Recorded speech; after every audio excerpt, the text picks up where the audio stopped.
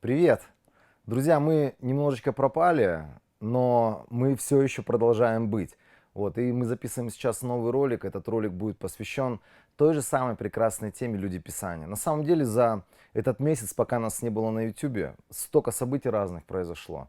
Мы из страны в страну перелетели, буквально вернулись на родину, в которой мы не были 6 месяцев. Тут столько дел накопилось, столько разных вещей надо было сделать. Поэтому я извиняюсь, что нас так долго не было на YouTube. Но мы снова здесь. Я хочу продолжить тему, связанную с людьми и связанную с Богом. Такая, вроде бы, с одной стороны, простая тема, вроде бы простые истории, которые мы читаем. Мы разбирали несколько историй из Ветхого Завета, мы читали о людях, которые делали геройские поступки, или о людях, которые делали очень странные, непонятные поступки, выходящие за рамки. И мы видели реакцию Бога, мы видели его отношение к человеческим порокам, мы видели его отношение к избранным своим.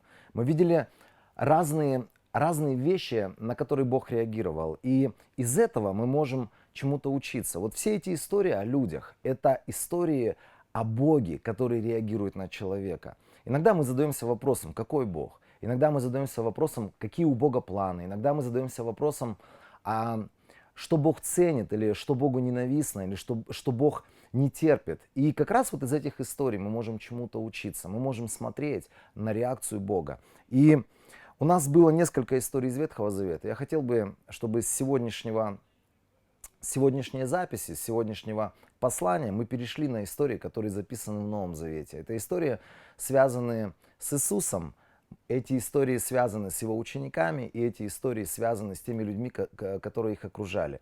Я хочу, чтобы мы сегодня прочитали одну главу из Евангелия от Матфея. Это 22 глава Евангелия от Матфея. И эта история начинается с 15 стиха. После этого, то есть выше мы читаем, были определенные наставления, которые Иисус говорил, Он говорил притчами. И Библия говорит, после этого фарисеи стали советоваться, как бы им поймать Иисуса на слове. Вот здесь мы видим огромную группу людей, которых Библия называет фарисеями. И на самом деле это уникальная группа людей, потому что это были фактически единственные хранители веры в Бога, когда пришел Иисус. Это были люди, которые, если посмотреть на них вот такими открытыми глазами, можно было бы подумать, что это люди, которые сохранили веру предков. Это были люди, которые искренне веровали. Это были люди, которые искренне любили Бога. И они от всего своего сердца хотели исполнять заповеди. Они хотели держаться Слова Божьего. Если мы читаем про этих людей, мы видим, что это были люди очень ревностные в вере своей. Но почему-то у Иисуса сразу не сложились отношения с этими людьми. Мы читаем, что Иисус очень много времени проводил с людьми фактически неверующими. Это были люди фактически нерелигиозные. Это были люди далекие от каких-то, знаете, от какого-то вот этого религиозного фанатизма. Это были простые люди, рыбаки, сапожники. И что самое-то интересное, именно за это упрекали Иисуса. Мало того, что он проводил с людьми простыми время, он еще очень много времени проводил с людьми греховными или грешными. Сами фарисеи, когда они смотрели на жизнь Иисуса, они постоянно задавались вопросом, почему он столько времени проводит с блудницами, с мытарями. Фактически это были отбросы того общества. Это были люди, которые были далеки от какого-то эталона святости, от эталона какой-то божественной чистоты и света. Это были люди, можно сказать, находящиеся на нижней ступени социальной позиции, или если брать такую религиозную иерархию, они стояли в самом конце или в самом низу этой религиозной иерархии. Но Иисусу было гораздо комфортнее с этими простыми людьми, и чаще даже с грешниками, чем с людьми супернабожными, или с людьми, которых Библия здесь называет фарисеями. Я не буду вдаваться в историю происхождения слова фарисеи, я не буду говорить, во что они веровали. Я сегодня хочу, чтобы мы посмотрели на эту группу, как на огромную группу людей религиозных, людей набожных, которые точно так же нас сегодня окружают. И я хотел бы, чтобы вот из этих историй мы взяли какой-то урок и чему-то научились. Итак, Библия говорит, что эти фарисеи, они подослали к нему своих учеников и иродиан. Иродиане — это были люди, которые поддерживали политику Ирода, того римского наместника, который управлял на данный момент времени Израилем. И это были люди, которые, они супер поддерживали, они были фанатики в этом смысле слова, они были фанатиками политики этого Ирода, поэтому их называли в честь их кумира, их называли иродианами. «Учитель», — спросили они, — «мы знаем, что ты человек честный и истинно учишь Божьему пути. Ты беспристрастен и не стремишься никому угодить. Скажи нам, как ты считаешь, следует ли платить налог Кесарю или нет?» В принципе, достаточно здравый вопрос, важный вопрос. Вопрос касается денег, вопрос касается отношения к власти. Но Библия говорит такие слова. Иисус, зная их коварные намерения, сказал. Знаете, удивительный народ. Эти люди приходили к Иисусу на самом деле не за вопросом, который их волновал. Они приходили к Иисусу с вопросами для того, чтобы поймать его на слове, для того, чтобы потом его выставить в каком-то черном свете, для того, чтобы потом распространить в нем худую молву, для того, чтобы найти в нем какие-то изъяны и сделать что-то, чтобы остановить служение Иисуса Христа. Иисус, зная их коварные намерения, и кажется, религиозные люди и коварные намерения, что общего может быть между этим? На самом деле, друзья дорогие, когда мы читаем историю отношений фарисеев и Иисуса Христа, лучше сказать Иисуса Христа и фарисеев, мы всегда видим их нечестивую реакцию. Вроде бы снаружи они верующие, вроде бы снаружи они хорошие, они правильные. Но почему у Иисуса было отторжение к этим людям? Ему было неприятно чаще всего встречаться с этими людьми. А скажу больше, когда мы будем читать следующую главу, Иисус произносил на этих людей суды. Он говорил: горе вам, горе вам, горе вам. Он говорил слова, которые осуждали этих людей. Почему? Потому что снаружи они были набожные и религиозные, но внутри с ними происходило что-то неправильное. Библия говорит, они были коварными людьми. Но я скажу еще больше, и если сказать сегодняшним русским языком, это были кровожадные люди, это были люди жестокие. Буквально на днях мы разбирали с нашей церковью одно послание, и мы смотрели в Евангелии Иоанна 12 главу. И там интересное отношение фарисеев к Лазарю. Когда фарисеи, они задумали убить Иисуса, потому что он не вписывался в их каноны святости, он не вписывался в их каноны богословия, он не вписывался в их каноны какого-то правильного, скажем так, христианства. Они задумали убить Иисуса. Несколько раз они пытались убить Иисуса. Но ладно, Иисус. В 12 главе мы читаем, там прямо открыто написано, что они решили убить и Лазаря. То есть они решили убить того человека, который мог бы свидетельствовать о том, что Иисус сделал в его жизни чудо.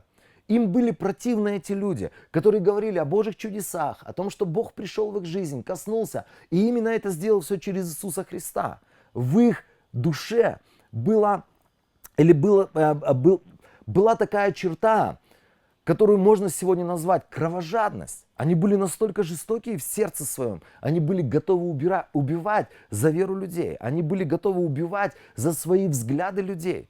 И знаете, когда написано, Иисус, зная их коварные намерения, сказал: лицемеры, вы хотите поймать меня на слове. Он знал их сердце, он не смотрел на их внешность. Иногда мы смотрим на внешность, нам кажется, ой, этот человек должен быть богобоязненный. Иногда мы смотрим на какие-то внешние признаки, и нам кажется, вот он соблюдает определенный дресс-код, он отпустил там определенную, там, я не знаю, там, может быть, длина волос, там, борода, и это свидетельствует о том, что этот человек, скорее всего, святой. Может быть, он употребляет постоянно имя Божие в своих разговорах. Может быть, он выглядит как человек святой. Но Иисус смотрит внутрь. Иисус смотрит на сердце. И Он говорит: вы лицемеры. Все, что вы сейчас делаете, ваша цель — поймать меня на слове. И дальше Он говорит: покажите мне монету, которой платится дань. Они принесли Ему динарий. Иисус спросил их: кто на ней изображен и чье на ней имя? Кесаря, ответили они. Тогда Иисус сказал им: так и отдавайте Кесарева Кесарю, а Божье Богу. Услышав это, они удивились и, оставив Иисуса, ушли.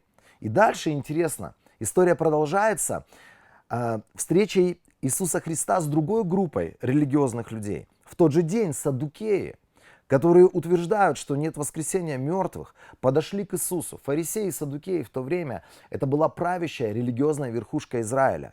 И эти люди, они утверждали, что нет воскресения мертвых. И они подходят к Иисусу и спрашивают его: «Учитель, Моисей сказал, что если кто-либо умрет, не оставив детей, то его брат должен жениться на вдове и восстановить род своему брату». Так вот, у нас тут было 7 братьев. Интересная история, эти ребята рассказывают.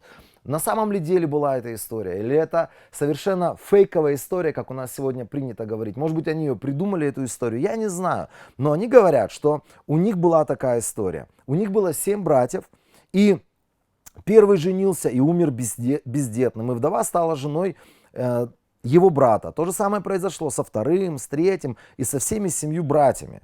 Оказия какая-то. Все 7 братьев, они получают такое переходящее красное знамя от старшего брата, но никак не могут оставить наследника. И Библия говорит, после всего этого умерла и женщина, пережила всех этих 7 братьев. Итак, вопрос. После воскресения, которому из 7 братьев она будет женой? Логичный вопрос. Ведь все были ее мужьями. Иисус ответил потрясающие слова. Он говорит: ребята, вы заблуждаетесь, потому что не знаете ни Писаний, ни силы Божией. И вот знаете, потрясающая вещь, которую здесь говорит Иисус Христос. Можно снаружи выглядеть религиозным. Можно снаружи выглядеть, говорить правильные слова, правильно быть причесанным. Можно вести даже правильный образ жизни. Но внутри Иисус говорит: у вас нет 2 вещей. Вы не знаете Писания. А второе, вы не знаете силы Божией. Иисус, интересно, обращаясь к этим людям, вроде бы это хранители Писания, вроде бы это хранители Слова Божьего, но Он обличает их в том, что это те самые люди, которые не знают Писания.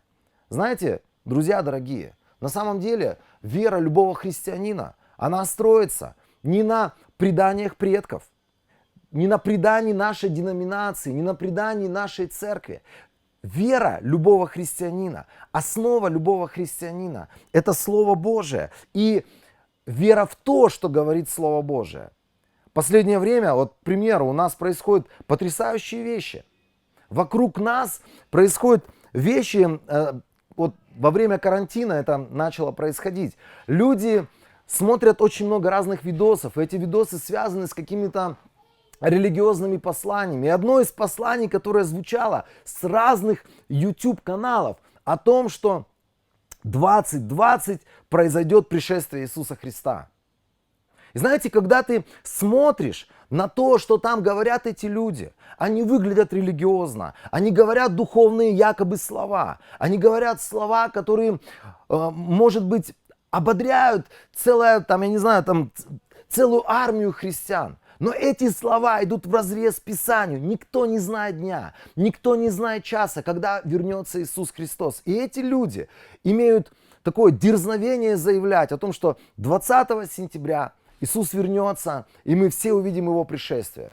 Мы записываем этот ролик уже глубоко, не 20 число, у нас 29 сентября. 9 дней. Я не знаю, чем эти люди сегодня апеллируют и что они сегодня говорят. Почему уже 9 дней, а Иисус где-то там застрял. Может быть, у него там небесная пробка, конечно, какая-то, и он стоит в пробке на своих колесницах и не может до нас добраться.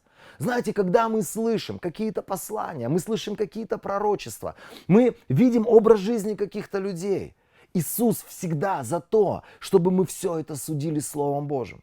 И когда эти люди заявляют, или они задают такой вопрос: чьей из 7 братьев она будет женой? Иисус отвечает: вы, ребята, не понимаете Писания, вы не знаете Слова Божьего, потому что люди, воскреснув, не будут ни жениться, ни выходить замуж, а будут как ангелы на небесах. Что же касается воскресения мертвых, то разве вы не читали, что сказал Бог: я Бог Авраама, Бог Исаака и Бог Иакова? Он не Бог мертвых, а Бог живых. Можно читать Слово Божие и не замечать, что Бог говорит о том, что Он Бог. К к примеру, Авраама, Исаака и Иакова, и он говорит о них не о том, что он был их Богом, что он продолжает оставаться их Богом. И это говорит о том, что эти люди умершие, они сегодня пребывают с Богом, они сегодня в глазах Бога, пред Богом, рядом с Богом, они живые. Он продолжает говорить о себе, что я Бог Авраама, я Бог Исаака, и я Бог Иакова. Я не был когда-то Богом Авраама, Исаака и Иакова. Я продолжаю оставаться их Богом, потому что они есть. Здесь он объясняет им, вы читаете Библию, вы не видите таких элементарных вещей. Как часто встречаешься с людьми, они выглядят религиозно. И когда дело касается каких-то вопросов, и ты открываешь Писание, они говорят, да что ты мне это Слово Божие говоришь? Я вот тебе апеллирую к отцам церкви, я тебе апеллирую к нашей деноминационной какой-то традиции. У нас так принято, у нас вот так вот к этому относятся. Да неважно, у кого, где, как, к чему относятся. Если это противоречит Слову Божьему, мы таким образом можем стать этими религиозными людьми, которых Иисус осуждал. Саддукеями, фарисеями, неважно, как сегодня их можно назвать. Это люди, которые, читая Слово Божие, они верят все равно по-своему, они делают все равно по-своему. Для них Слово Божие не является авторитетом. И знаете, когда он говорил им о том, что фарисеи, саддукеи, ну или к саддукеям здесь он непосредственно обращался, он говорит, ребят, вы не знаете Писания, и вы не верите в силу Божию. Вы не верите в то, что Бог способен воскресать или воскрешать мертвых. Как много сегодня вокруг нас ситуаций, когда мы перестаем верить в величие Божие. Как много вокруг нас ситуаций, когда снаружи мы вроде бы верующие, когда снаружи мы вроде бы благочестивые, но внутри, как Библия говорит, мы можем отказаться или отречься от силы Божией. Нам кажется, что Бог не способен войти в какую-то ситуацию. Нам почему-то кажется, что Бог не способен каким-то образом ответить на какую-то трудность в нашей жизни. Мы сталкиваемся все с трудностями, финансовые трудности, трудности, связанные с воспитанием детей, с построением семьи. У нас много трудностей, связанных с нашим эмоциональным состоянием. Что-то может давить на нас. Как часто с нами происходит, что мы заболеваем какими-то вещами, и мы сразу же бежим к человеческим решениям. Мы бежим к решениям, которые дают нам врачи, мы бежим к решениям, которые дают нам психологи, мы бежим к решениям, которые дают нам какие-то семейные консультанты. Бог хочет, чтобы мы бежали к Нему, чтобы мы обращались к Его силе, чтобы мы обращались к тому, кто может благословлять нас, кто может решать вопросы, связанные с нашими семьями, чтобы мы бежали к тому, кто может помочь нам с нашим собственным характером, с нашей невоздержанностью, с нашими, я не знаю, может быть, гневом или вспышками обид или ярости. Бог может помочь. Поэтому, когда мы молимся, мы же молимся не просто какому-то Богу неведомому на облаках, который просто хочет, чтобы мы молились. Мы молимся Богу, который отвечает на молитвы и совершает чудеса. И вот была разница у этих людей. Они верили в Бога, но по-своему, со своими традициями. Они обросли какими-то деноминационными правилами. Они верили Богу, но они не ожидали, что сила Божия может что-то изменить. Как часто с нами случается, особенно в последние дни, давайте согласимся с этим, что с нами происходит вот этот вот момент, когда мы запуганы, мы находимся в страхе, и мы не бежим к силе Божией, мы бежим к человеческим ответам. Например, карантин, например, вокруг нас вся эта истерия. Люди заболевают, люди даже умирают, может быть, наши знакомые умирают. И вдруг ты начинаешь кашлять, и вдруг у тебя повышается температура, и вдруг с тобой происходят какие-то вещи, ты начинаешь, может быть, дышать как-то, как тебе кажется, затруднительно. И что происходит? Первым делом мы начинаем горстями есть таблетки, первым делом мы бежим к каким-то врачам, просим, чтобы нам ставили капельницы. Начинаем молиться Богу. Это может быть возможность тебе получать исцеление. Многие мы сегодня хотим переживать исцеление, но когда приходят болезни, мы почему-то забываем о том, что мы молились, чтобы переживать силу Божию. Мы, может быть, забываем о том, что мы хотели проверить Бога, увидеть Бога чудес. Я хочу тебе сказать, дорогой человек, если у тебя сегодня проблемы, эти проблемы это всегда полигон для того, чтобы Бог и Божья сила начали действовать в твоей жизни. Многие из нас, нам легче плакать, когда у нас какие-то трудности. Нам легче суетиться и пытаться своими силами из этих трудностей выйти. Когда трудности, принимай эти трудности как полигон для того, чтобы сила Божия работала в твоей жизни, чтобы она высвобождалась в твоей жизни. Буквально на днях я разговаривал с одной сестрой, и она говорит: Денис, так прикольно с нами происходит, когда мы молимся за какие-то вещи, мы совершенно искренне молимся, но потом приходят или врываются в нашу жизнь какие-то трудности. Мы молились о том, чтобы Божьей силы было больше, даров Духа больше действовало, какого-то величия больше приходило. Но это величие, эти дары, эта сила, она приходит туда, где есть нужда в этом, где есть болезнь, где есть нерешаемые проблемы, где есть финансовая трудность. Сила Божия там нужна. Так вот, когда мы молимся о силе Божией, о дарах духовных, происходят в нашей жизни какие-то трудности. И когда эти трудности с нами случаются, мы почему-то попадаем в депрессию, мы почему-то попадаем в такое состояние уныния, мы почему-то начинаем плакаться перед Богом, там: Бог, забери меня, или Бог, я так устал от этой жизни. Когда трудности, когда проблемы, говори, это полигон для того, чтобы сила Божия начинала высвобождаться, и ищи от Бога силу Божию. Давайте мы вынесем два маленьких урока о встречах Иисуса Христа с религиозными людьми.